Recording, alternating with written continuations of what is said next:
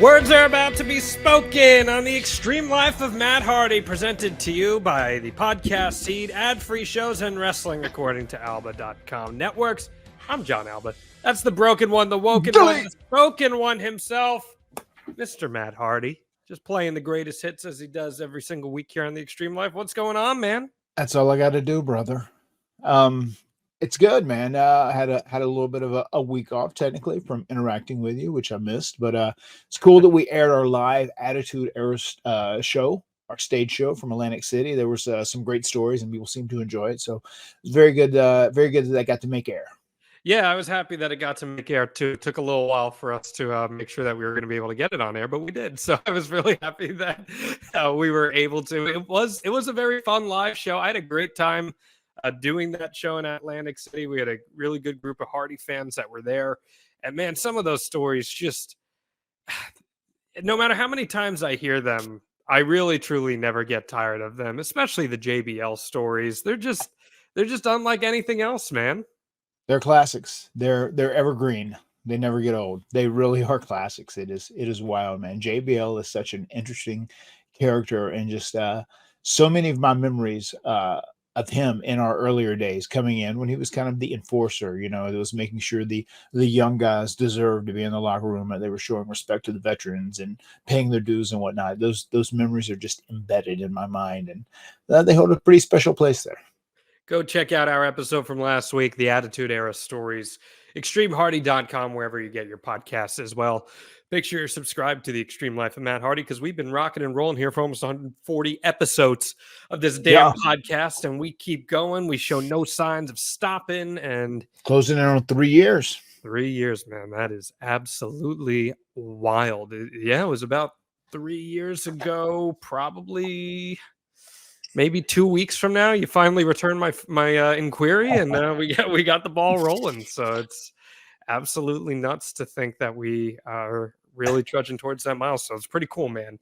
How you doing? Like I said, it's been a hot second since we've had a chance to really chat in long form. SummerSlam weekend, man, you were all over the place. Oh my God, it was it was wild. It is really one of the toughest, most ambitious weekends I have executed in a very, very long time. And I'll tell you, I wasn't loving it every step of the way. It was one of those things where my mentality was very much one day at a time. Just get through it. I couldn't wait. I said before going, and Jeff said this as well, like, I just want to get this weekend over with and just get it done. It started off, we flew out Thursday night. We're on the last flight going into Cleveland, which is where SummerSlam was, which is where WrestleCon was also. And as we flew into DC, we were delayed for a little while, and then air traffic control got us going into DC because traffic was so heavy, and we ended up flying in and missing our connection to Cleveland. And we said, is there any way we can get to Cleveland? And they said, no other way. So then we were rebooked for a 6:45 a.m. flight.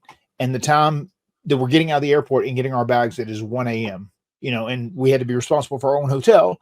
So I book a hotel, we get in there. And then, if you have a flight at 6:45 in Washington, DC at that airport, you obviously got to be up early. So what's the point? Why didn't you just stay in the airport?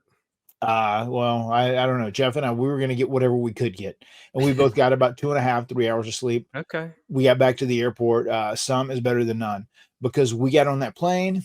We got to Cleveland. As soon as we got to Cleveland, we were met by a WWE driver who picked us up, took us to the WWE TV hotel, where we went and we recorded some media, some digital for those guys, which is going to air on some of their platforms coming up in the future. It was very cool. And it was very cool to interact with a lot of the guys. We walked in, first person we saw was Jey Uso, which was cool. Saw a couple of the other boys, saw a lot of the office and interacted with them some. And we filmed this bit, and we've got some really neat stuff that's going to be coming out on WWE digital here over the course of probably the next 3, 4, 5 months. Okay. So this blew up the internet when because you had given me the heads up that you were going in to shoot some stuff. I'm like, man, if someone sees them, it is just gonna blow up all social media, because everyone's gonna say they're back in. Pro Wrestling Insider Mike Johnson said that you guys met with officials, and I think maybe some of that might have gotten taken out of context by some people, because it sounds to me like it was just kind of officials were there while you were filming. Is that more the case? Yeah, I mean, we just it was very.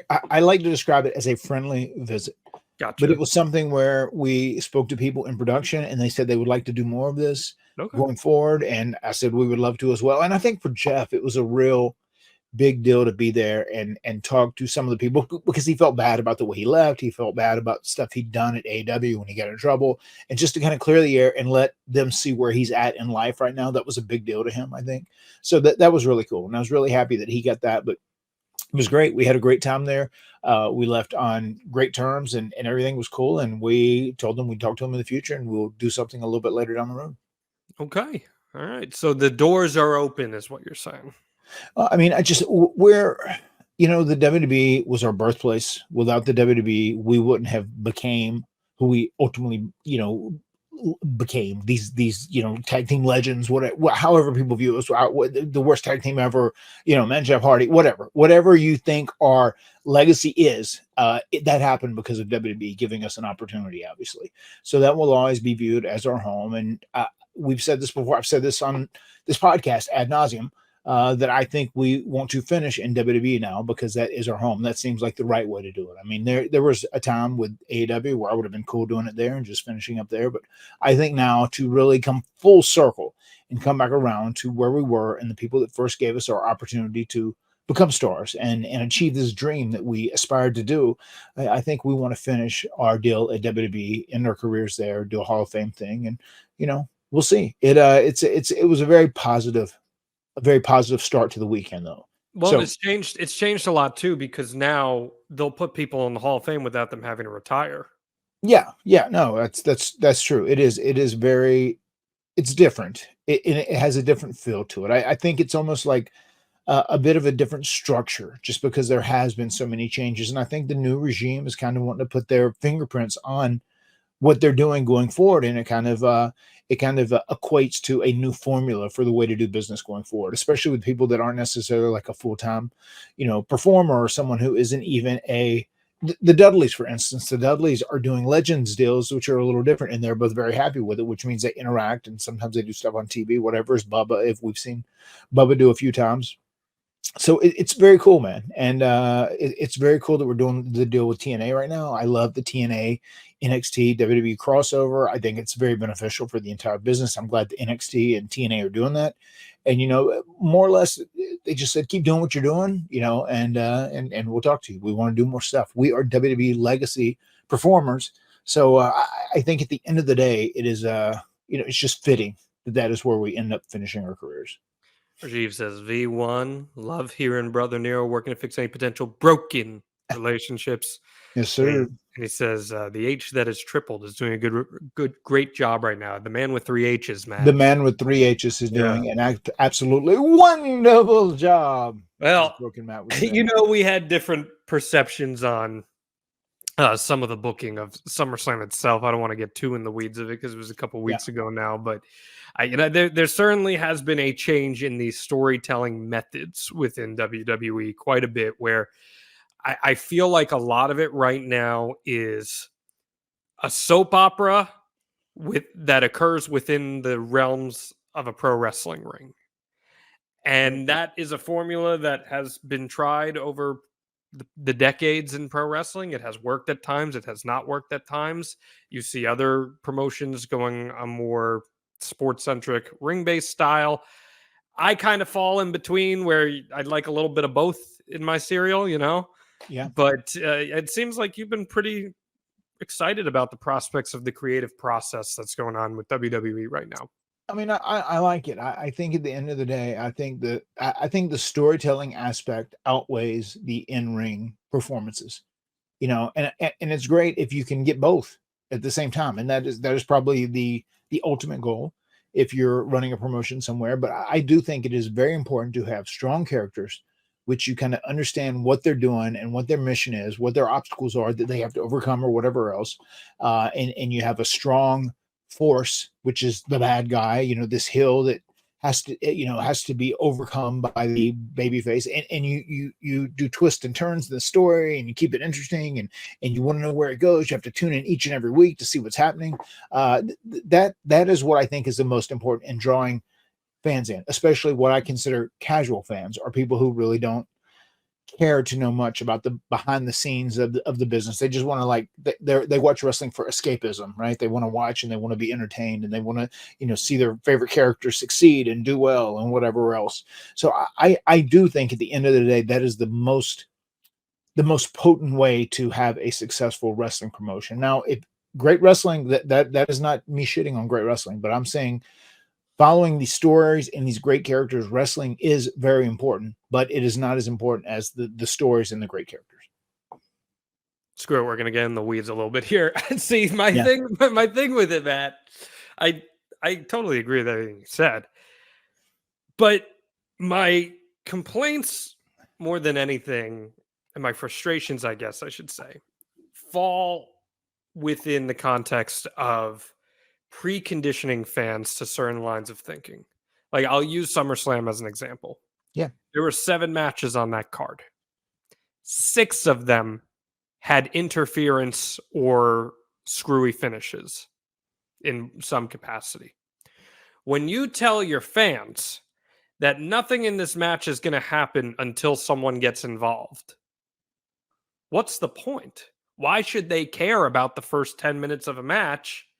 Because they know at the end Dominic Mysterio is going to get involved no matter what, so they're just waiting for that.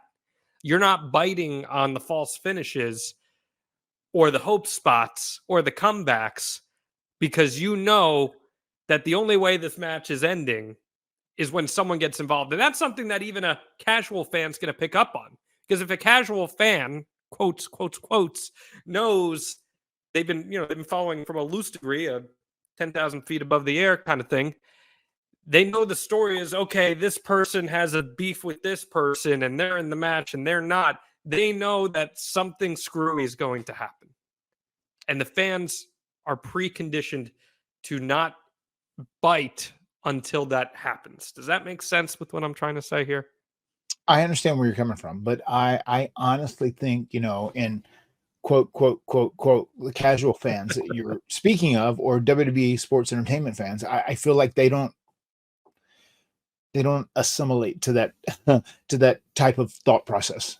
If that makes sense. I feel like they're not, like, we have to wait until somebody But that's interferes. storytelling. Forget even wrestling, dude. Like, that's storytelling. Like, if you were watching a movie and they gave you a hint that this person may turn later in the movie, or is probably going to turn later in the movie, or they're leaving you a breadcrumb saying something that you know you're going to have to pay attention to later, you know that any of the false finishes over the course of the movie aren't going to be the actual end of the movie. And that's storytelling. That's not just pro wrestling. But I think if someone gets engrossed in watching a match, they don't think that far into it. I almost think you are so deep into the workings of everything. I think it's hard for you to get out of that mindset in some ways. Maybe, and maybe I'm a pretentious asshole. I don't know. But, I'm not calling you a pretentious asshole. No, I know you're not. I'm just saying, maybe I am. I'm just saying the layers deep that you're thinking about things, as opposed to like a surface layer. I think you think a little deeper, and a lot of people. For the record, this ain't just WWE. Like, other promotions, AEW does this too. Like, it's not just a WWE centric thing. And I don't know. The other thing that I really struggle You know too much about pro wrestling, and you have to cut it off. You have to filter it a little bit. But the other thing too that I really like, that bothers me in storytelling in general, is like when you're beating the audience over the head with certain story beats.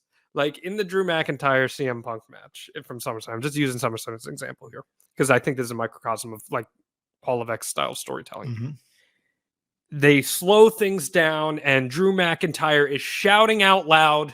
There's no commentary, purposely told to lay back. And he's like, you need to just count him down. That way, if CM Punk isn't here, we can all live in a WWE free of him. Like, you're shouting the story beat rather than letting the audience pick up on it. The example that I used, Matt, was like, if when Tony Stark snapped away Thanos in Avengers Endgame, and he says, and I am Iron Man.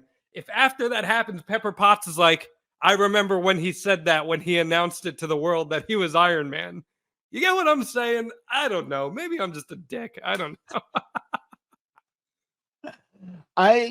Sometimes I think you have to beat the audience over the head, with those storylines. Whenever you're really trying to establish something and get it over, I don't mind that. I mean, there's been times where I have debated that. Like, I think you can do it too much, but I think you can also do it too little when it comes to telling a story. And like, Sure. not everyone will follow. The smart, like somebody like you or I, someone who has a very trained eye to what is going on, and we know the inner workings, and we know how things work. If you're sitting back looking at a run sheet, and if you know all that stuff, I think you get it if there's the small clues in the small context. And I think most of the AEW fans, they are into that, and that's why they really go crazy. And they don't go crazy, but they're really enthusiastically saying, like, no, there are stories, and there are, but they don't go into as great detail and depth, and they don't necessarily establish them over and over so it resonates in the viewer's head. And I think sometimes more casual fans need that. I know, again, I never look at this stuff in the context of, oh, it's wrestling. I try to look at it in like pro wrestling is no different than any other form of serialized storytelling, like Right. Dexter or Yeah. Breaking Bad or anything. Just it's a different art, but I think because pro wrestling is just so unique in that it's this hybrid of athletic sporting element combined with soap opera, people tend to look at it in that different context, and that sometimes mediates excuses for that type of thing. But I don't know. What do I know? I'm a 31-year-old Italian kid from New Jersey, and I'm sitting here in a makeshift studio set up with that thing behind me. I don't This is know. an interesting discussion, though. I think Yeah. you and I will We fight always forever have on this good one. discussions like this, We man. do. Yeah. Yeah. This is good stuff. There's like It is. 10% of our niche audience that really actually cares about it. But Yeah. I'm down with it. I'm it down with it, it. it, it it always spins other debates and Yeah, gets people talking, and I like to get people thinking about stuff like this. of It's a course. it's a Well, great that's why conversation we starter. started this podcast, because I knew you'd be capable of having conversations like this, Right. because you look at the industry through that lens and you're very open-minded to what wrestling can be. Like I think WWE as a whole is miles ahead of what it was not that long ago. Miles ahead. Yeah. But I still think even when something is good, you can look at it with a critical eye and Sure. try to analyze it. Not even critique it, but analyze it more than anything. Right. You talk about AEW. Tony Khan teasing the biggest announcements in AEW history are imminent here. Yeah. When you hear that, what goes through your head? I mean, that's the TV deal, and I think you and I, we've discussed that quite a bit on air and off air, and I think that's imminent. I mean, still AEW, regardless of what you say about it, it is an extremely successful show, and it's a good show. It's a very solid pro wrestling show, week in and week out. Regardless of people's criticisms of it, and it does well. It does well number wise. It does well demo wise. So the network is going to pick that up when it's all said and done, because they don't want to let something like that go. Yeah, I also think there's a chance that there's this long rumored stadium show in the US could be happening too. I know Sean, and I'd mentioned this like a month ago. I thought Globe Mhm. Life Field in Texas, where the Rangers play, Right. would have been a good fit for that. I know when they said Dallas was the rumor, everyone's like, Jerry World, they're running the Cowboys stadium. I'm like, AW ain't putting $100,000, 100,000 people rather in that stadium, but 40,000 people in a baseball stadium, I think, could be realistic for a first of its kind event in the United States. And what Yeah. what do you think running a stadium show would do for AW? I mean, I think it would be, great for their equity. It makes them seem like a big deal. It makes them seem like they have the potential to do what WWE is currently doing, because WWE, they've taken their bigger shows, and they're able to run these big stadiums. They're able to run these big outdoor venues and pack in tens of thousands of fans, each and every time that they do it. So I think with AEW, if they did that, it kind of builds equity into them as a company when it comes to comparing them to WWE. When you were there, I'm talking like late 2020, early 2021. Obviously, the pandemic was still coming out of things, Right. but more 2021, I guess. Did it ever feel like AEW had enough momentum to run a stadium at that juncture?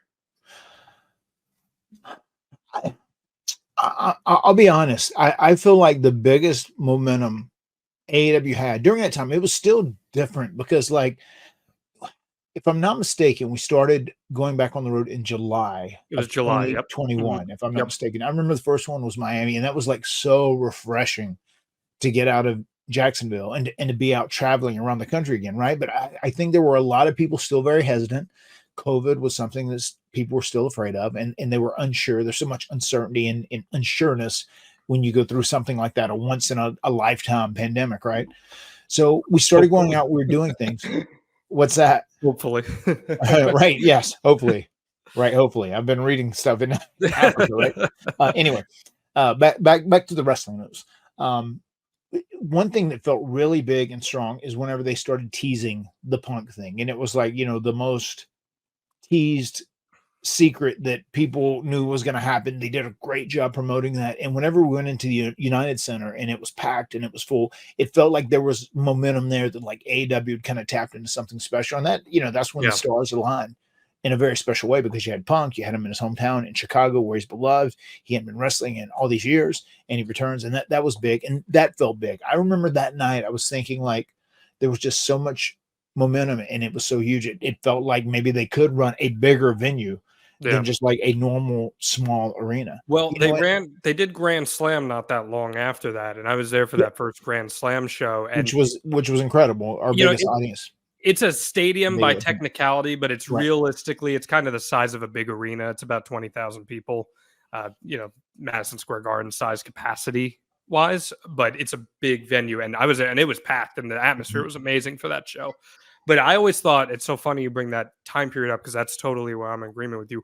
I think if they had brought Punk back and then ran all out a few weeks later at Wrigley Field in Chicago, where the Cubs play, right, and that being Punk's first match back in like a big headlining match, then you debuted Adam Cole and Bryan Danielson there. I think they could have put 35, 40,000 people in Wrigley Field at that point. I really do. Right. I really do. And, that doesn't sound outrageous. Yeah. It really doesn't. Because Chicago kind of became the home away from home for AEW during that period of time. Yes. And I think it would have drawn, especially Punk's first match back. That would have been a huge deal in Chicago. I was kind of surprised they didn't do that, but Grand Slam was still amazing that year for sure. Anything else on your mind, Matt, before we get into our topic this week? Oh my God, we have so much to talk about. I got to go over this weekend again because we just started and then we went off on the tangent. Oh, sorry. Yes. Sorry. Anyway, we do that first night. We sleep 2.5 hours, right? We go, we land at 8:30 in Cleveland. We're picked up by the WWE car service, driven over to the hotel. We're at the WWE hotel from about 9 to noonish or so. We go from that back to our hotel, which was the Marriott, is where WrestleCon was held. We end up going straight to the signing. And then from 1 p.m. to 6 p.m., Jeff and I signed nonstop until we deleted the line. It was super busy, super crazy, super hectic. And that was our only day there, Friday. So whenever we finished at 6 o'clock, I went up and I got my first meal for the day. I got something downstairs and went upstairs and ate it and just tried to scarf it down super quick. And then I took off to GCW. I was at GCW an hour before the show. I did a meet and greet, which ended up going pretty well. And then I was on last with Nick Gage. Obviously, right before we start the match, Matt Cardona comes out. He tells me he has a lot of respect for me. I shouldn't be in the ring with this criminal, and blah, blah, blah, blah, blah, blah.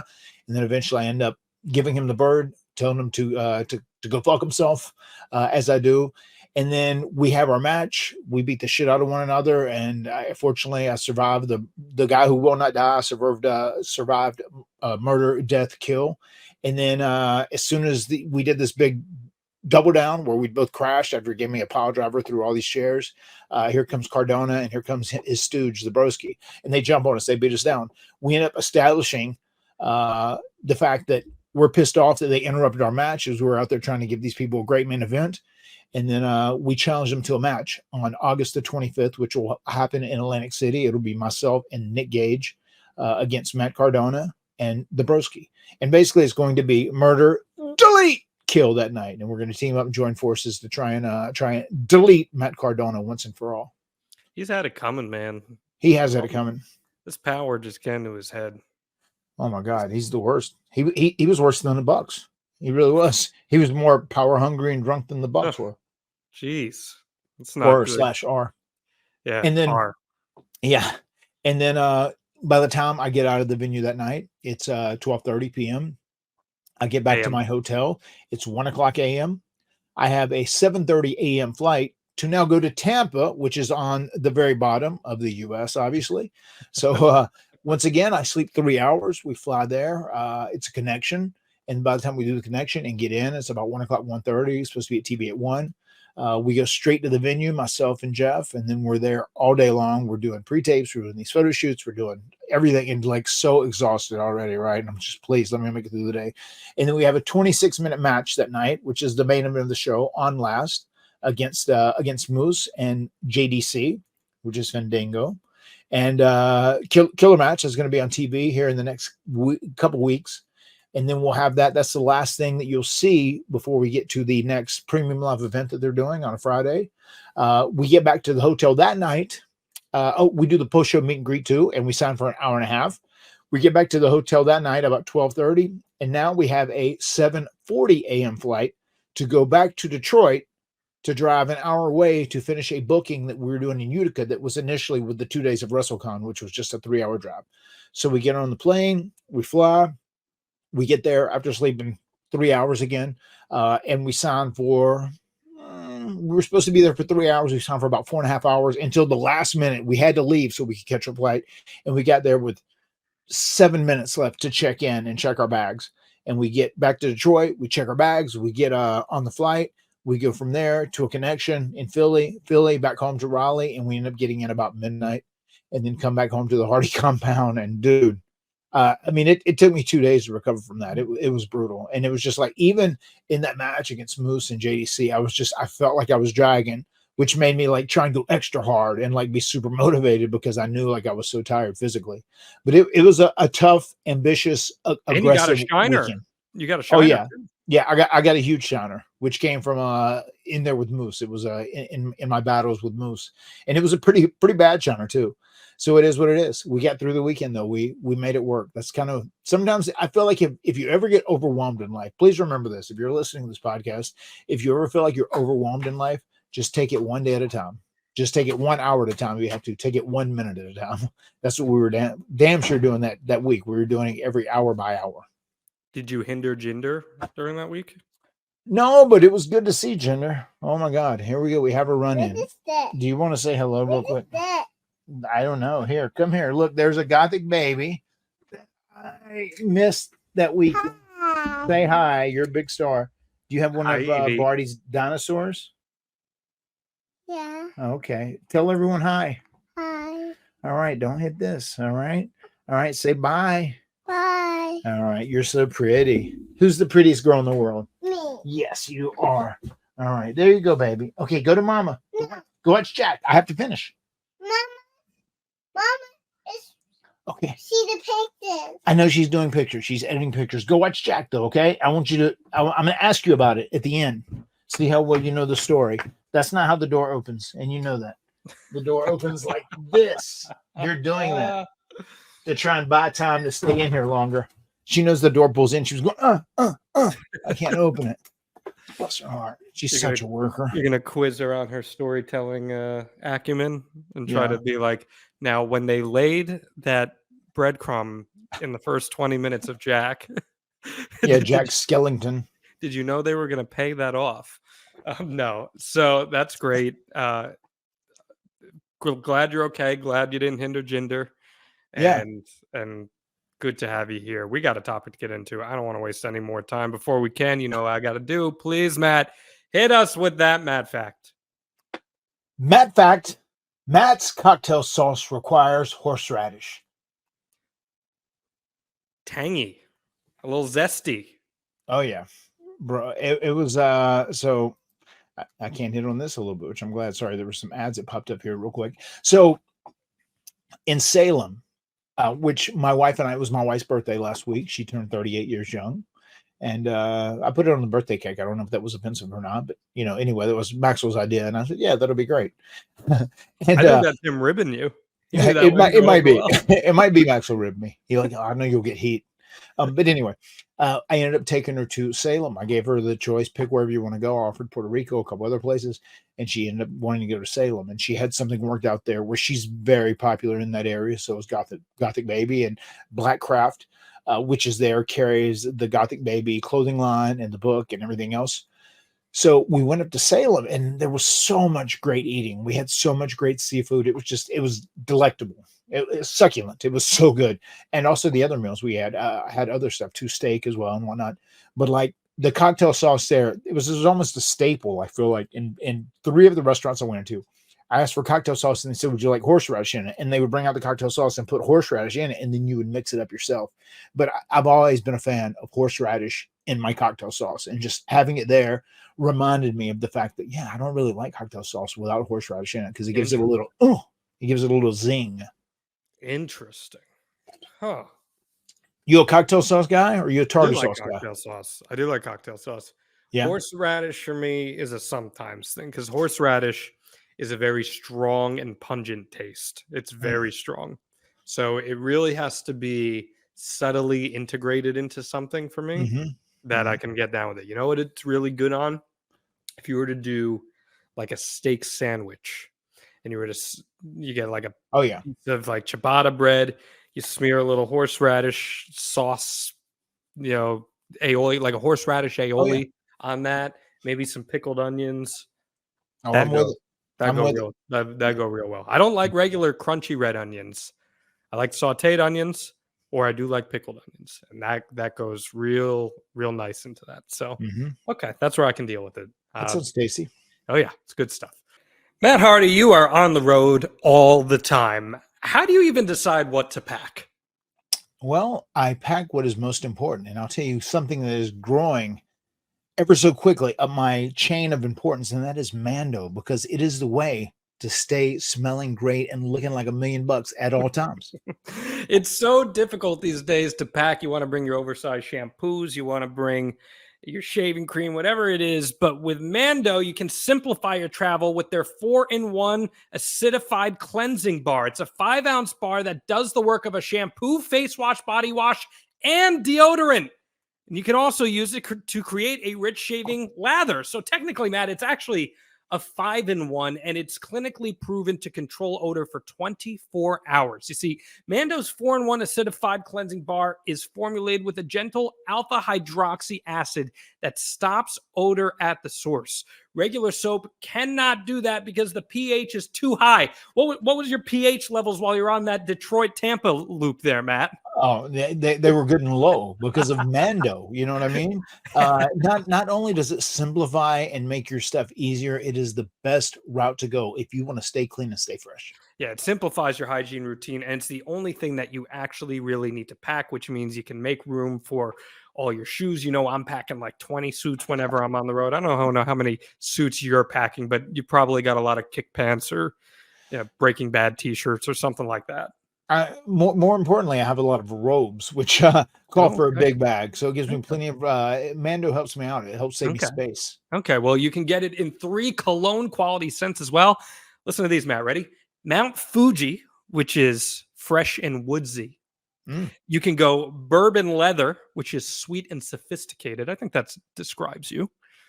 And also Pro Sport, which is clean and citrusy.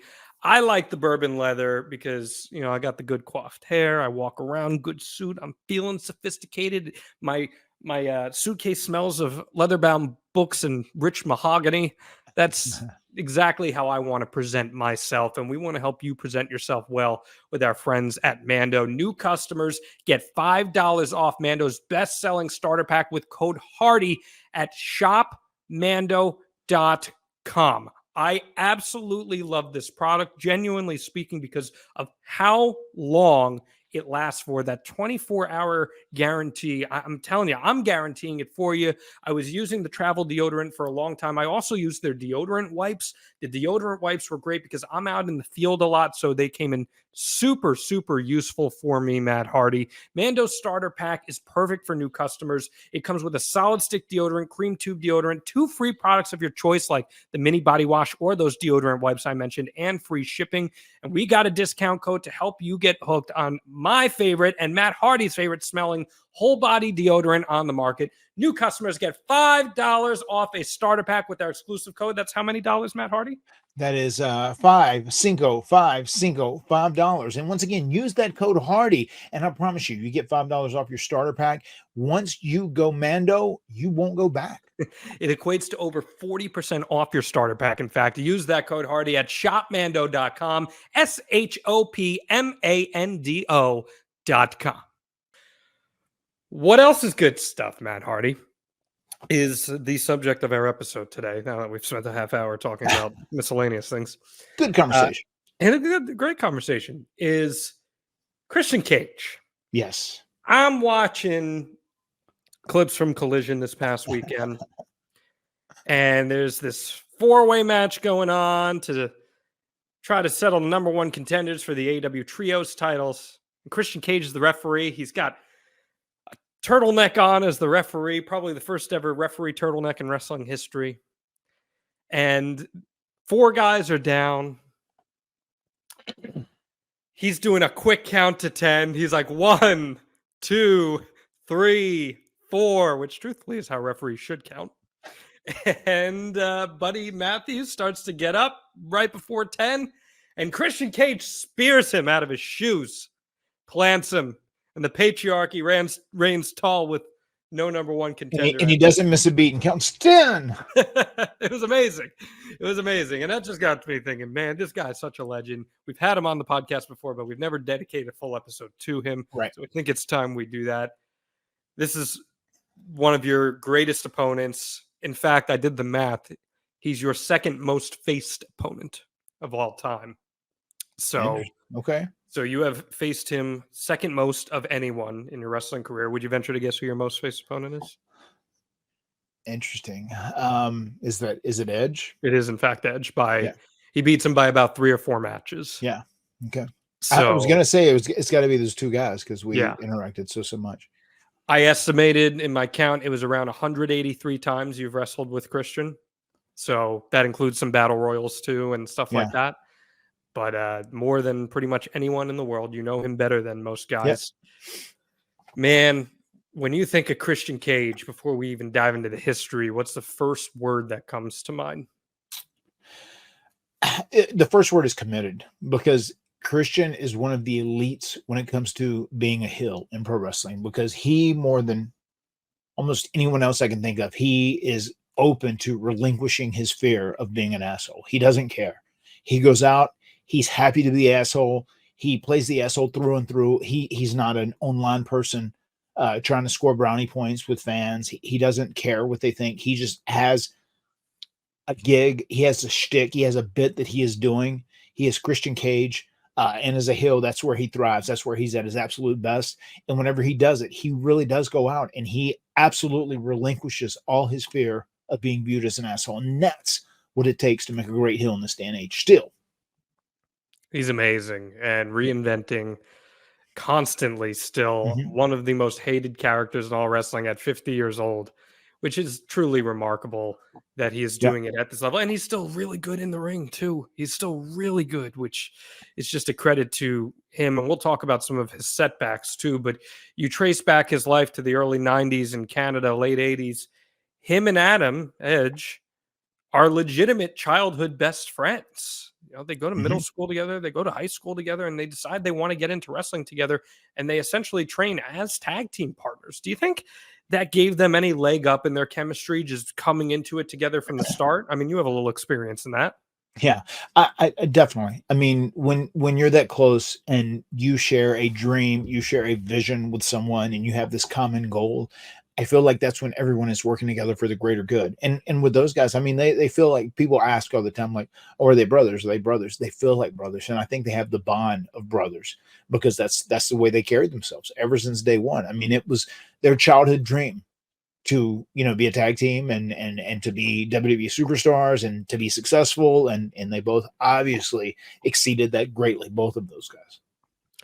So they're running as a tag team on the indies. They actually had a stable called the Thug Life that Rhino was actually part of before he'd end up rejoining them later on in the World Wrestling Federation, of course. But Adam Copeland starts getting some looks before Jay does, before Christian does. He's getting some tryouts, he's getting some enhancement work, and eventually Christian gets an enhancement match against Jay, or against Adam rather, as Adam is about to get signed to a full-time developmental deal with the company. And they have a match and it goes really well. Adam puts in a good word and Christian is brought into developmental, the Funkin Dojo at the same time. Matt and Jeff Hardy are there as well. Hey, yes. What do you remember about your first interactions with him over at the dojo? So this is the first thing I remember about Christian, even before I actually interacted with him a lot. So Teddy Hart was a guy that we first met. He came in and arrived where we were staying at the same time we did. And I remember Teddy Hart told myself and Jeff, I like you guys. I like you guys. And I remember he's like a lot younger than us at this time too. He was I like 18. You guys. He was 18 at the time. Yeah. He said, I like you guys a lot. He said, but I got to tell you, you got to be careful. Don't hang around this Jay Riso, which is Christian, Andrew Martin, and Glenn Colquitt. These Canadians are no good. They'll just use you. Don't hang out around these guys. And I was like, huh? That seems like strange advice. And that was the first thing that I think about when I think about first meeting Christian Cage, is just that advice from Teddy Hart, which is wild. But anyway, we met Christian. We vibed with him immediately. We got along with him immediately. And like we bonded almost right from the jump as we were doing that. So I just remember thinking like, well, this is a guy that is very similar to us. Grew up outside of Toronto, had a big dream about being a pro wrestler, and there were a lot of similarities. We had a lot of stuff in common. You know, my gut says taking advice from Teddy Hart probably wouldn't have been the best idea anyway. Yeah, maybe not. Yeah. Maybe not. Glad you didn't. It's real glad to hear that. So Christian, he impresses right away in training camp, from what the old rumor is because he would get a call up in 1998, not terribly long after he signed. What do you remember standing out about his ring work and abilities at the time? I remember thinking, I mean, because we worked with him during those days in the Funkin Dojo, because on top of like training for hours upon hours upon hours, we would also have practice matches. And I remember one of the first matches Jeff and I had as a team was against him and Test. It was, Matt and Jeff Hardy versus Christian Cage and Andrew Martin. So we had that match and it was good. And I just remember thinking, working with him, like, man, this guy's smooth. He's like smart. He knows what he's doing. And myself and Jeff, once again, we were kind of polishing up our skills, because a lot of the stuff that we were learning as far as things, Dory talking about technical stuff and ways to do this and ways to communicate and whatnot, was kind of a first run education for us in a lot of ways, because we were kind of self-trained. And then we learned a lot underneath the Italian Stain and George South, kind of about technique and, the formula of a wrestling match and terminology and whatnot. But like Dory really like put, he put the icing on the cake when it came to training. But like we bonded with Jay immediately, and we became like great friends, halfway through the very first 10 days that we were at the Funkin Dojo. Wow. So that was really cool. Okay. So immediate chemistry with him. Yes. Did you know Edge super well at that point, or was it more getting to know Christian better? We had met him. We had met him when we came to do extra work, I know, and they kept telling us, like, I remember Jake the Snake came out of a booking meeting. He was getting a tryout in the office, right? And he came out of a booking meeting and said, "Oh yeah, Hardy, so they talked about you." He said they're gonna do something with you soon. You guys just keep doing what you're doing. We're like, "Oh yeah." We just, we figured they weren't gonna do anything. He was right. About a couple months later, that's when they offered us the deals. But like we had met Adam there and interacted with him, and he was aware of who we are. We were aware of who he was, so we did know him a little bit. He actually came in and did some of the first dojo shows once we left, and we went further northeast and kind of did it around the whole Boston area. Like we would do indie shows to cap out the end of the week of spending 10 or 12 days in the Funkin Dojo. So we did interact with him there as he came out and did a special guest spot on one of the shows. But the one thing I can say about Jay is, like, after we became friends over the course of like 3, 4, 5 days there, whenever we had to travel, we traveled together right to the shows. And it's so funny. So I got to tell you, so I got to come clean with you guys. He said, I'll be honest, I think I've told you this story before. He said, when I first heard you guys were getting signed and I wasn't signed yet, he said, I hated you so bad. It made me so mad. And whenever Jeff jumped up to do that springboard to Furnace and Lafayette and he slipped, I was happy. I was happy. And that is such like, sometimes he can be a big hater, right? That is like him coming out as a big hater. And it was so funny. That's pretty good. So he actually gets a call up pretty quickly. Yeah. He ends up winning the light heavyweight championship, which was kind of the rival to the cruiserweight championship at the time, for those who don't remember. He wins it within like 3 weeks of being on the main roster before losing it to Gilbert. So I guess what goes around comes around.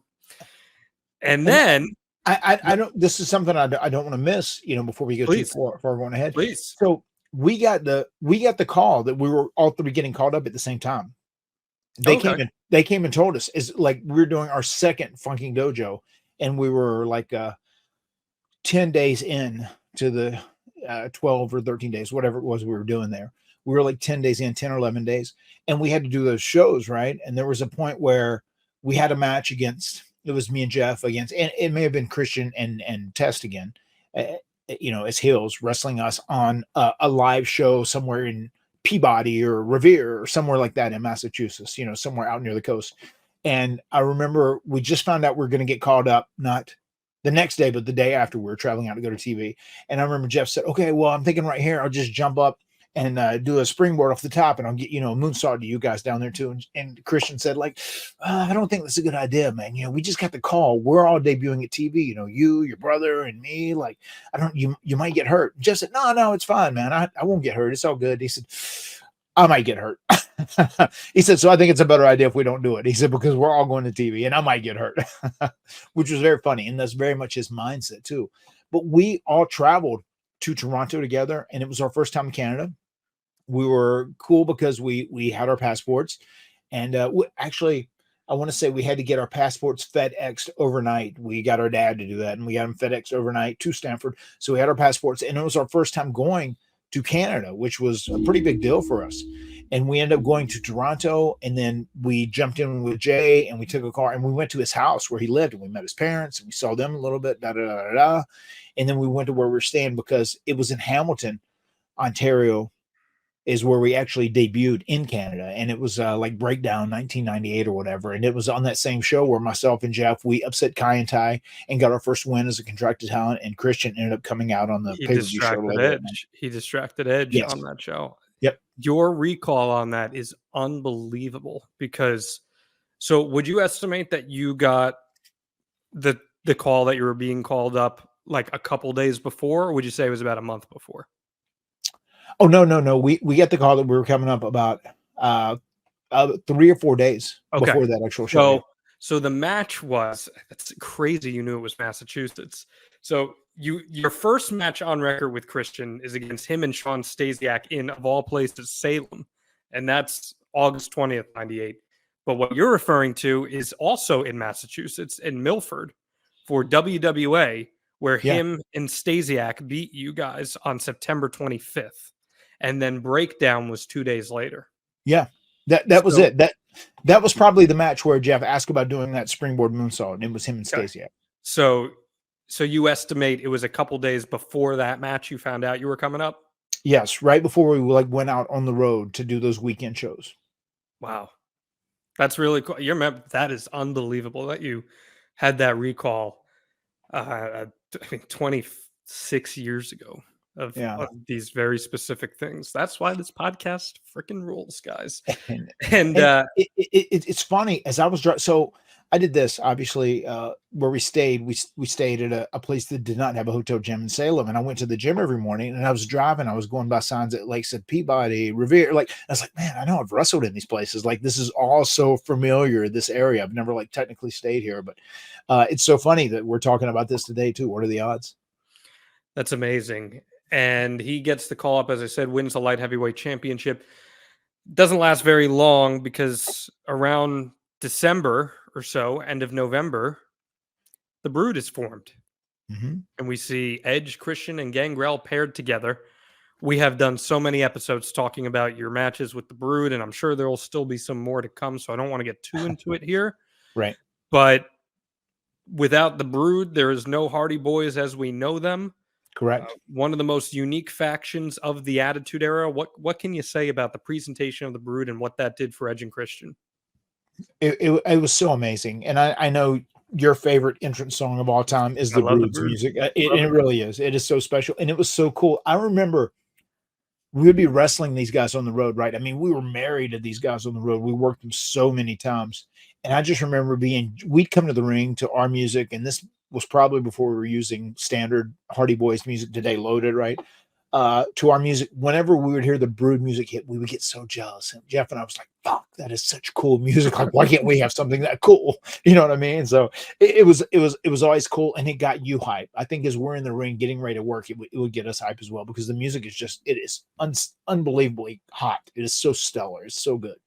Matt Hardy, today Mm-hmm. is August 16th, 2024. That is correct. Do you know what I will be doing a week from this very moment? You are going to be utilizing the tickets that you got on Game Time to be going to one cool show. And who do you think that cool show is, Matt Hardy? I think that cool show is going to be someone who was born in the USA. I think that cool show is going to be your favorite singer of all time. I think that is going to be a Bruce Springsteen special. You're damn right, pal. I'm using Game Time to purchase my Bruce Springsteen tickets to see him at Citizens Bank Park in Philadelphia, and you can too. Or you can go to see whatever concert you want to, because Game Time makes getting tickets for concerts and events faster and easier, even if you don't buy tickets right away. Prices on the Game Time app actually go down closer you get to the start time of the show, with killer last-minute deals, all-in prices, views from your seat, and their lowest price guarantee. Game Time takes the guesswork out of buying concert tickets. Matt, I want you to get out to a concert. It's been all summer. I'm sitting here. I'm like, Matt, go to a show. Go to a show. I want you to hop on Game Time after we get done recording here, and I want you to start scrolling and pick out a show for yourself, okay? That's what I'm going to do. I'm going to hop on Game Time, and I am going to start scrolling through. I'm going to find an artist that I am a fan of, and I am going to go to a concert, and I'm going to get these tickets courtesy of Game Time. And actually, Game Time helped one of our listeners get hooked up with SummerSlam, because it's not just concerts you can get. You can get tickets to all different types of events, including pro wrestling. I'm going to read this testimony from them. It's a Game Time app does it again. I got tickets to see SummerSlam in my hometown of Cleveland, and I had killer seats I only paid $15 for, and people that sat 8 rows above me paid like $400 for. I also got the tickets the day before the event. Once again, you guys helped me out. How about that, Matt Hardy? $15 versus $400. That's incredible, and I love to hear it. Thank you, Game Time. Thank you. Remember, use that promo code Hardy, and you could be paying $15 for a ticket that costs much more. It's very potentially true that you could be doing that, because with their zone deals, you save when you choose a section. You let Game Time choose the seats for you. With their flash deals, you get exclusive in-app deals like select seats ahead of the game or event. With their all-in pricing, you toggle the feature on. It shows the total up front. No surprise fees at checkout. It is the lowest price guarantee, or Game Time will credit you 110% of the difference, and your purchase is covered with the most flexible customer service policy in the ticketing industry. Take the guesswork out of buying concert tickets with Game Time. Take the guesswork out of buying pro wrestling tickets with Game Time. Any of these tickets with Game Time. Download the Game Time app, create an account, and use code Hardy for $20 off your first purchase. Terms apply. Again, create an account and redeem code Hardy, Hardy, for $20 off. Download Game Time today. Last minute tickets, lowest price guaranteed. How'd you feel the crowd was reacting to them? They were good, and they reacted really well to our match, because I feel like our match was something you didn't typically see on a WWE show, because we were going out there right from the jump, and like we would open up the events, and we were having these matches that were just like hot, super high work rate, and guys busting their ass, and they were doing more athletic moves than I think they were accustomed to seeing at a typical WWE show. So I think they reacted really well. I remember there was one time where the person who was the agent, I want to say it was Jack Lanza, was like the producer of the show, kind of the head of the whole show. And Jack Lanza kept putting in these good reports to JR. And there was a point where JR bonused us even earlier on when we first started working, because we were having such great matches every single night. And he hit us with a bonus every single night, which was very cool. And like put that over in a big talent meeting too, that, the Hardys and Edge and Christian and Gangrel, they're working so hard. So we want to give them a little something extra. Again, I don't want to get too into the weeds of all these TLC things, because we've talked so much about them, but I really want to know, like, the dynamic of you guys on the road, making all these towns together. They do seem like two peas in the pod, but how were Jay and Adam different? Like, what role did Christian play to Adam's outside of the ring? They're both very different, and I'm trying to think of what that is. Because they have such different, strong personalities, and they stood out in that way. I mean, I feel like they were both. Once again, I said if you were talking to the Dudleys about their match, you would go to Bubba. If you were talking to the Hardys about their match, you would go to me. Jeff was the rock star. I was the architect, and then and still am. And then today, even looking back at Adam and Jay, like if you were going to talk to them about the match, you would talk to them both because they both had great minds. I think Adam had the very unique look, and Vince saw that. He kind of latched onto that right from the jump. He was a little taller, a little bigger, just had a very unique, special look. They're both super charismatic. I feel like Jay is probably a little more closed. It's a little easier. Adam would probably be more friendly right from the jump if you're just meeting him for the first time. I want to hit on that because I feel like even from the viewer perspective at the time and now even, Edge Adam is the more extroverted of the two. Yep. But I think that's what made Christian so great is that he was the one who had the subtle humor. He had the subtleties are what made Christian very special, in my opinion. Whereas Adam was the much more outward, I am a superstar kind of thing. Does that track at all to you? That absolutely tracks. And I just feel like in general, when you're talking about their individual personalities, I feel like if you're just meeting Jay and you're just like, hey, nice to meet you, blah, blah, blah. And, I'm Jay. And that's kind of it. If you talk to Adam and you meet him for the first time, says, hey, I'm Adam. Oh, it's really nice to meet you. Where are you from? What are you doing? He's a lot more of an extrovert. He would talk to you, have a conversation where Jay is more closed. He has more defensive, but like once you get to know Jay, he's like the greatest human being ever. And he would do anything. He'd be the shirt off his back. Well, but I think that's part of the magic of what makes him great, right? It is 100 as a character. And I think that also comes through with his persona when he plays this character. Whenever they were, as you said, very subtle. Adam is very outright and, bam, here it is. It's in front of you, blah, blah, blah. Look at me. I'm a star. I have this look. I have this cool hair, blah, blah, blah. With Jay, it was a little more, he held his cards closer to his chest. And also whenever he delivered something, you're like, oh shit, I got that. That was great. It was subtle, but it was great. And that's when you get his humor. And he does that all the time. He's very good with that. It's like whenever he's about to talk about someone's dead dad, you're waiting for how he's going to bring it up and how he's going to do it. And then he hits it and you're like, this piece of shit. Like, it was just like in the back of his brain and he subtly brought it out. I think that's the magic of Christian. So you guys have all these iconic matches, obviously the iconic tag team ladder match, which we've spoken so much about, into the triangle ladder match. And it's really around the time of that triangle ladder match is when Edge and Christian starts to come into its own as a team. Absolutely. When Vince first made the decision to turn them heel, and Vince saw something in both of their personalities that would be great. They're like young guys. They're pretty boys. And they're very talented. They're both very charismatic. They both have very strong personalities, and they both spoke well as far as the microphone went at that time. And he's like, I can see something in these guys. And when he had them turn heel and start becoming heels, and like they really started developing an act when they were doing like, the flash photography and the 5-second pose and whatnot, that's where they really caught fire. Yeah, I was going to ask you. So that, to your knowledge, was a Vince-led initiative to turn them? Yes. Because I know they're very close with Brian Gewirtz. Like, he becomes their writing partner, and there's this synergy where Edge and Christian, man, they become one of the most anticipated things on the show. The like you said, the 5 seconds for the benefit of those with flash photography, the 5-second pose. Yep. They wear the outlandish costumes based on where they are in different towns.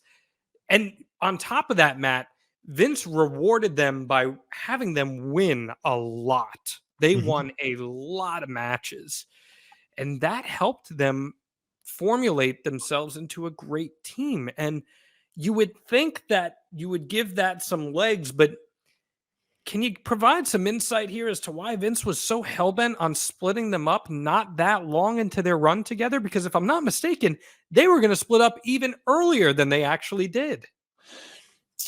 once again, I think Vince's ultimate goal whenever Vince was running the show, right? His ultimate goal with any tag team was to get them over as a tag team and then to split them apart to make them two single stars. That is what he was most interested in, was creating mega single stars.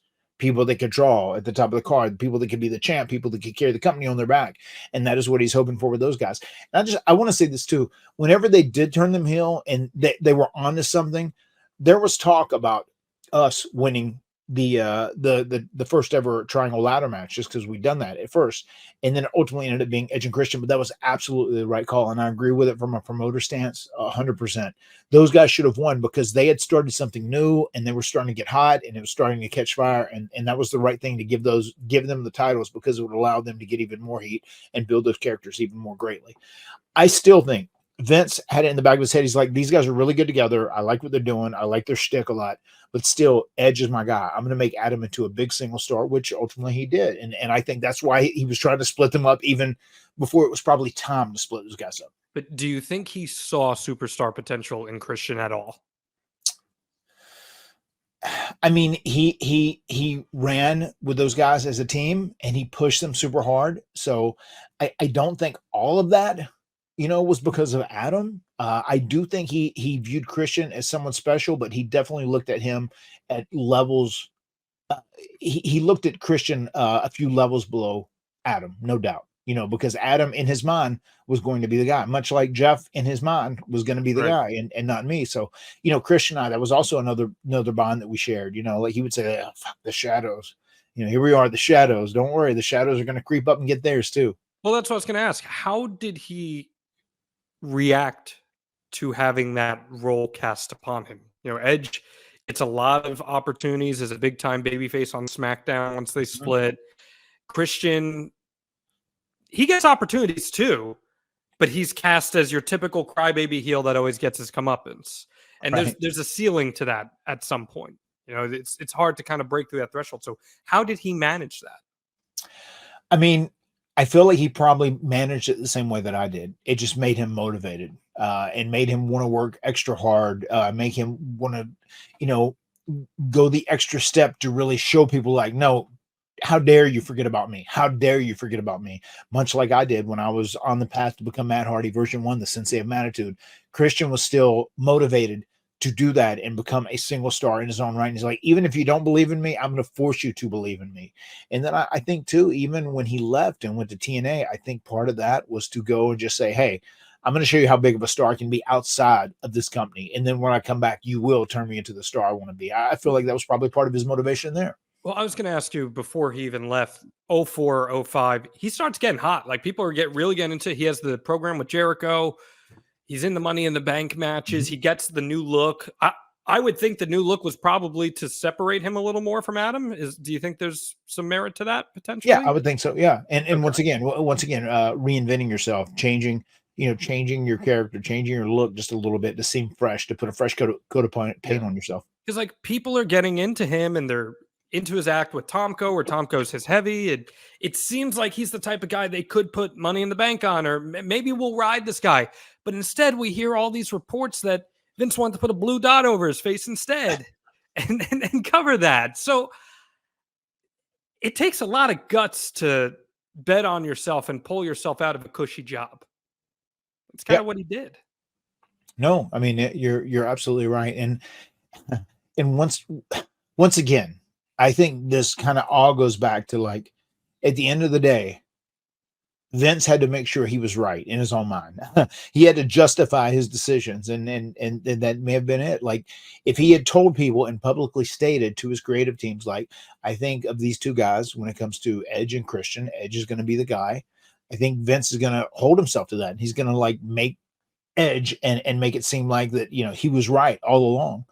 When WCW came, man, and they were on the same level of us, they were doomed. There was no way Vince was ever going to let them, even though he owned the company at that time, there was no way he was going to let them beat WWF, WWE, because once again, he had to prove that, like, WWE was the superior brand, even though it was fictional pro wrestling storylines that we were engaging in. Vince wasn't going to take a chance on trying to build WCW up and make it into something just because of things he'd stated in the past, I think.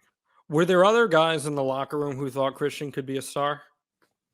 Yeah. I mean, everybody loved working with Christian. You know what I mean? And it's one of those things too. There were a lot of guys that just loved working with me because they knew like I would go out and I wouldn't take liberties, or I try and do what's best for the match, the greater good. And both Jay and I were always greater good type guys. We would go out and we would try and do what is best for the match, what is best for everyone. And there wasn't any selfish agendas in those. So he leaves, goes to TNA, becomes a world champion in TNA, Mhm. has some really good matches, hangs with top talent. He's there for about 3.5, 4 years. What do you think the TNA run did for him as a performer and for his perception? I mean, first and foremost, it just put equity into his persona, and it showed that just because he wasn't, you know, under the employment of Vince McMahon, that he could go somewhere else and he could be the top guy, that he could be a star, that he could, put the promotion on his back and he could hold his own and he could carry the promotion as champion. And that's what he did. And I think that was his whole mission. That was his whole game plan whenever he went to TNA. I was very, very close to ending up in TNA too, right before he went. And it's funny. I think we both had that same mindset. And I know too, he said, ultimately his goal was he wanted to come back to WWE and he hoped that would, once he, optimized his equity, that it would allow him to do it in the WWE as well. Do you think Vince would have liked him to stay on? Yeah, Vince would have. I mean, Vince views him as a good hand. We had this conversation the other day. He's a good hand. He's someone that was trusted. He was dependable. He was reliable. Yeah. You could put him in the ring with someone who is a mess, and he could get them through a good match. So But yes, he just didn't see him at that next stage. he just didn't see him at that next stage. And once again, even if he did, and he thought he was capable of doing that, then maybe even Vince in his own weird way like had to address his ego and not allow him to bypass Edge. He couldn't give him those opportunities or Well, whatever, because it's not like, Vince has to be right at the end of the day. it's not like Vince was watching TNA. He doesn't. TNA wasn't on Vince's radar. Like, he knew of TNA and he knew they were doing business, but it's not like he was watching him. Mhm. So how does that even happen where someone like Christian does well in TNA and it gets back on Vince's radar that, hey, you should bring him back in. He's got more equity now. Because you go somewhere and you make waves. That why the Hardys came back to WWE in 2017 because of the whole Broken Universe. And Vince said, why do they keep saying this delete shit? Why does this delete shit keep happening? And that's ultimately what brought us back, is because myself and Jeff, we went somewhere else and we got hot and we created waves. Yeah. Well, he does come back in 2009 and he actually works on ECW for his big return. What was it like? What was the vibe like when Christian came back to WWE? And, on a personal standpoint, how meaningful was that for you to get one of your close friends back? It was great. I mean, I remember there was a lot of buzz going around that he was going to come back, and we were excited about it, especially that we were going to get to hang around Jay, and once again, we're going to be reunited with a good close friend, someone who is just we've been tight with. I mean, we had a brother bond, obviously, going through all those ladder matches, table matches, and TLC concepts. So yeah, it was definitely great to have him back. And once again, a lot of people thought he was going to come back and be the guy that the story was written for him, that was going to be Jeff's nightmare who was terrorizing him, and then end up costing him the world title against Edge. But that was never written for Jay. That was written for me from day one. So that's Matt Fiction. That's Matt Fiction. Yes. Seems like it would have been a good fit, though. Yeah, it would have been. I mean, it totally would have worked. But just how did we not get a proper Edge and Christian Hardy Boys match in that second run? It's wild. It's wild. We didn't. I think Vince was at that point too, where he thought everybody was established enough as single stars. He just wanted to keep guys rocking and rolling as single stars, and wanted to see how far he could push us, I guess. Well, Edge and Christian were very much headed for a reunion, a proper reunion, until, as we know, Edge suffers his chronic neck injuries, Right. and he has to retire after retaining the championship at WrestleMania in 2011. And immediately after that, man, it's a manifestation. Christian finally becomes world heavyweight champion. He defeats Alberto Del Rio. Edge kind of helps him too by distracting Del Rio. It was the world heavyweight title. It was kind of the B world championship at the time. But I think a lot of wrestling fans realized that this was a big, important moment for a lot of people. How do you feel about Jay finally getting his shot? Very, very happy. He was so deserving of it. I mean, always has been deserving of it, and I felt like it would have been an injustice if that didn't happen, especially when he was there busting his ass again. I mean, he bet on himself. He went to TNA. He raised his stakes. He raised his equity, and he bet on himself. And he came back, and I'm glad he was rewarded with that. He deserved to be rewarded with that title run. What do you think changed in Vince's perception? I mean, once again, you have Christian, who is a great talent.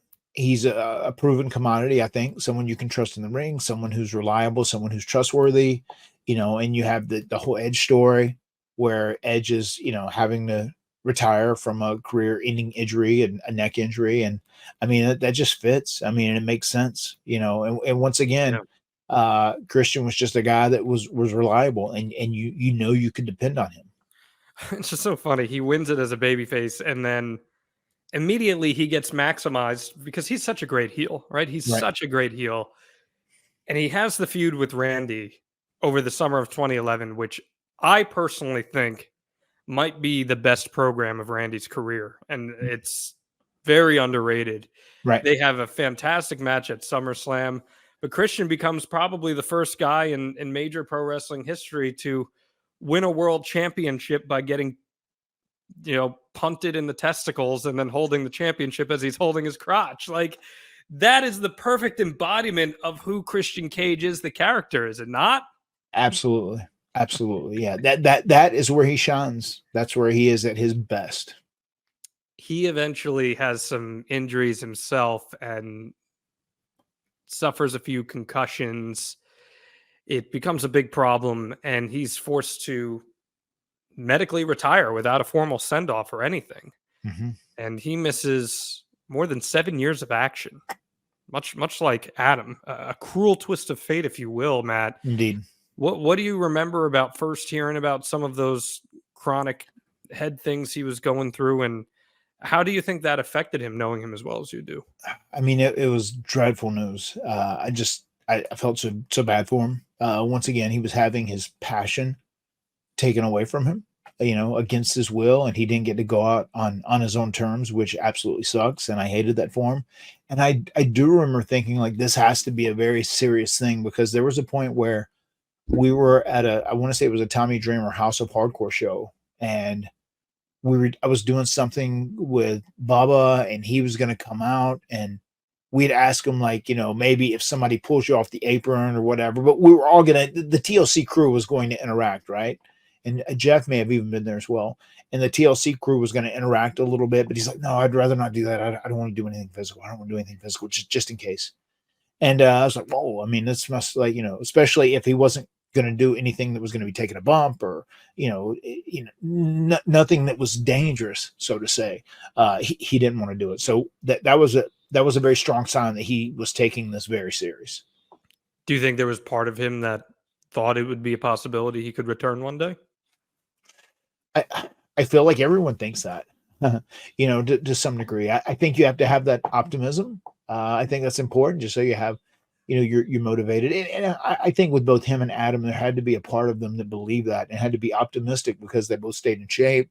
Nobody let themselves go. They were, they were ready, and they both got themselves into great shape as they got a little older too. And the one positive I can say is that whenever those serious injuries were able to rehabilitate themselves enough, and they were able to heal enough that they could return to action, then the rest of their body had also healed up too, because they'd had 7 and 8 or 9 year breaks, whatever it was, before coming back, which was very good for them in the long run. So it was nice to realize that they could come back and they could finish on their own terms, and like write their own story and do their last chapter the way they want to do it. He comes back in 2021 at the Royal Rumble. Surprise return. Nobody saw that one coming. Unfortunately, it happened with no fans in attendance. So he certainly deserved a moment with fans in attendance. I mean, it was pretty crazy, man. It was pretty crazy. The fact that you're seeing Edge and Christian, who both lost everything, get it all back together. As one of their close friends, how special was that to you? I was so excited about that. I remember I was watching that Royal Rumble when he came out, and I was so surprised, and I was taken aback by You seeing didn't him on know. the. You had no I idea. No, I didn't know. I didn't know, and I just remember as he was in the ring, I like picked up my phone and I texted him right then and right there after he started. Like, holy shit, this is great news, man! I'm so happy for you, so proud of you, and just congratulations, man! I'm so happy that you can come back and you can do this. Um, yeah, I remember being so so pumped, so excited. I Yeah. was overwhelmed with happiness that he was back. For some reason, though, WWE doesn't offer him a contract. It was very strange. He because he had been cleared and they knew that and they kept this a big secret. It was only known by a handful of people. And he comes back and he does this deal, and then they said, "Oh, well, let's talk a little later and we'll figure out something else." And I guess during that time where they said, "Let's talk a little bit later and we'll figure something out," he ended up deciding to go somewhere else. Did you ever have any conversations about him coming in? No, but I knew once they made this announcement, the word kind of got around, and then I ended up speaking to him, and I knew it was him. I knew he was going to be there, before he showed up. Even though he was very once again kept it close to his vest. Yeah. But I was excited to have him come into AEW. That's a big deal because Yeah, people knew that he was coming there to have matches. It right. wasn't just you're bringing in someone for the legacy. Like Christian Cage was coming in to have matches. And to Tony Khan's credit, he treated Christian like a pretty big star out of the get go. And Christian got put in some major programs. He gets the big feud with Kenny Omega at one point, and he gets paired with Jungle Boy and Luchasaurus as kind of the mentor figure. Mhm. What do you think Tony saw in Christian? I mean, I think Tony was a big fan of Christian. I think he was also a big fan as Christian was coming up, how he was kind of the underrated one on the team, The and work rate guy. he was a work rate guy, but also underappreciated, especially Yeah. with Adam. And I think Tony greatly respected that, and I think he was a big fan of Christian. So yeah, I think he has done a really really strong job with Christian, and I love the fact that he got in there and he ended up turning heel and doing his thing, and like he's just that's where he thrives, man. That's where he's at his absolute best. Because once again, I'll repeat this: he truly does relinquish his fear of being viewed as an asshole, and that is so important in being a heel, especially in this day and age.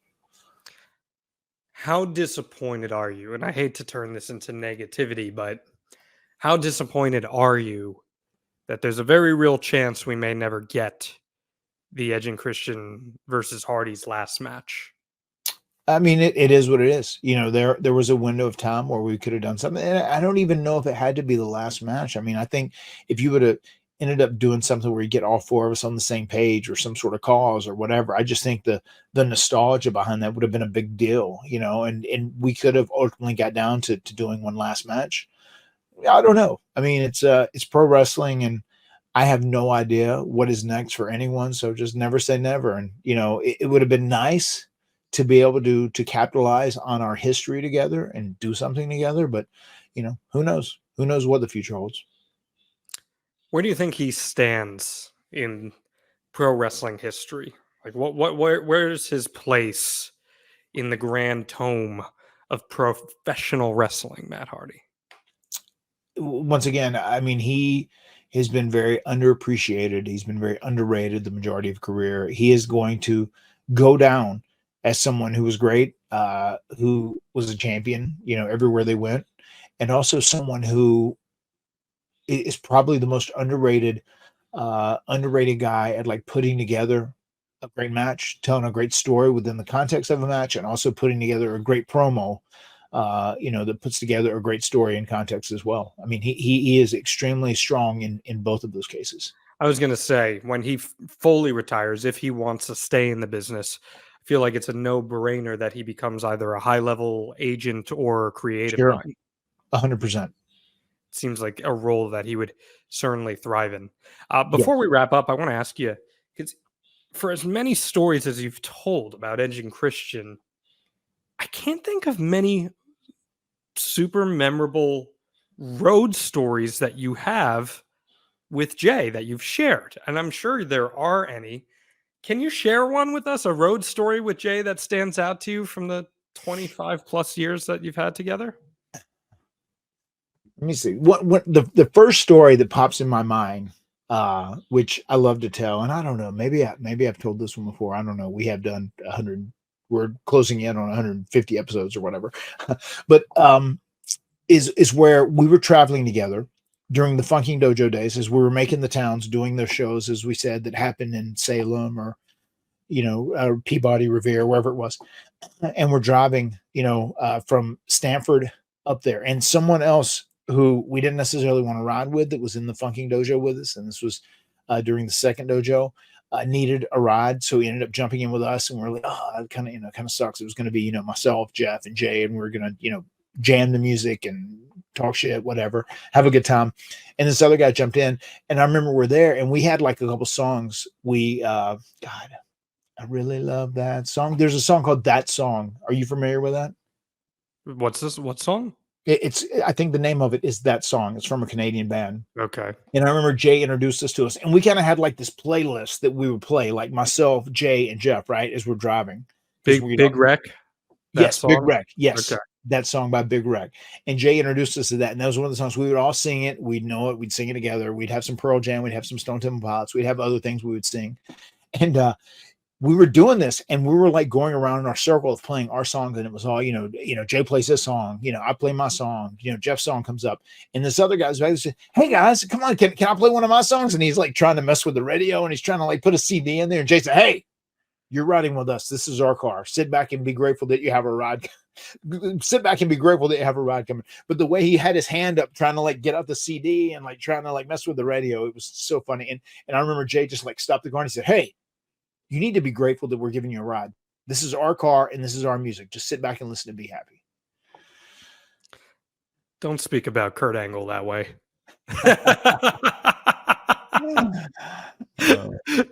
Can you give us any hints, or is that going to be taken to the grave on who that person was? We'll keep that quiet. I don't think you wouldn't know. You wouldn't know who he is. He didn't end up becoming a big WWE star or anything. Okay. Yes, I understand, and this is strictly for Christian. So someone just tag Christian on this and tweet him or whatever he even looks at. I don't know.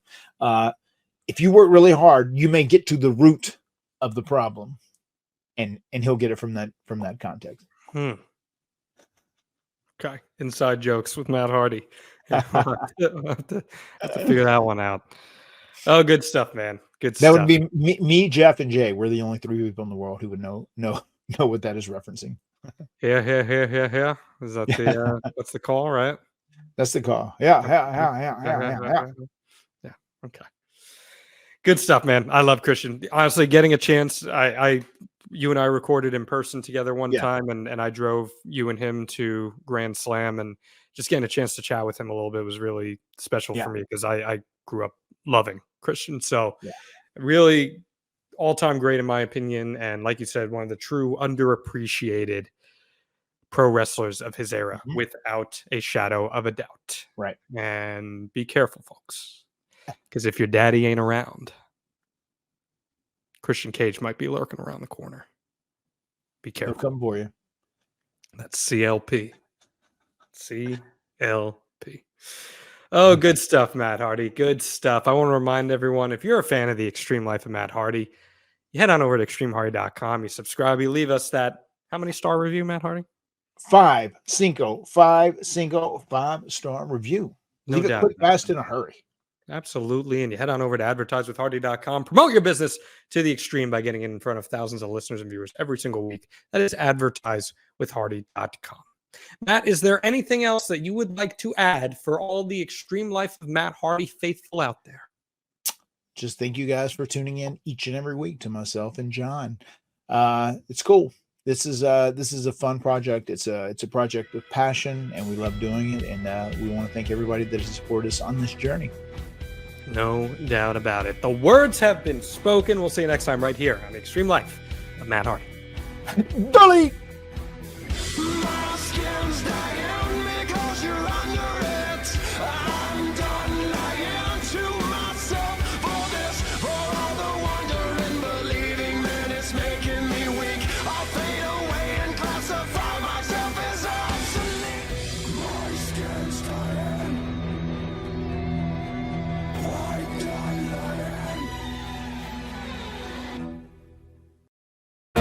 SaveWithConrad.com. My name is Doug Gustafson, and we are from Columbus, Ohio. First learned of Conrad through his podcast network.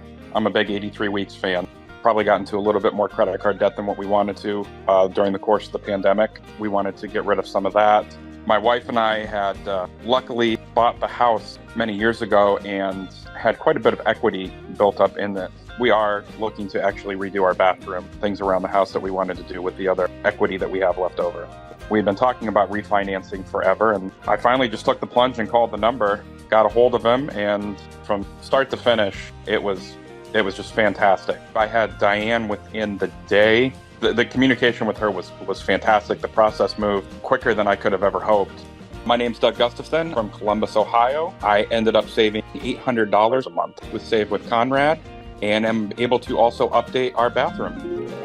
NMLS number 2129, Equal Housing Lender. SaveWithConrad.com.